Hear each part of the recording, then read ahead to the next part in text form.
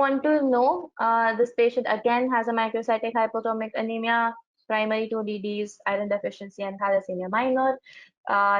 Because of that, these are all features of anemia. Her blood cells are not able to deliver enough oxygen or energy. She has acute worsening of dyspnea, menorrhagia, she's losing her blood. Okay. Pallor. Now there is cardiac auscultation revealing mid-systolic murmur.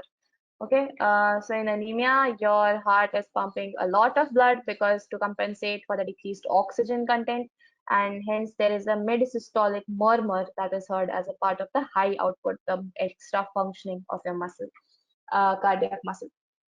Okay, so in any high output state, be it your anemia, your hypothyroidism, AV fistula, then you have your Paget's disease. In all these conditions, you have a risk of developing a dilated cardiomyopathy. Okay, we have PS findings of iron deficiency. Lab has confirmed a nutrient deficiency. They have almost given us the answer here. We just want to know which is the site for absorption of iron, right? The answer is duodenum and proximal jejunum. That is something you need to remember. After the stomach, your iron is the first one to get absorbed in your duodenum and jejunum. The rest of the jejunum will absorb majority of the nutrients, be it your carbohydrates, starch, lipids, all other vitamins, except your B12.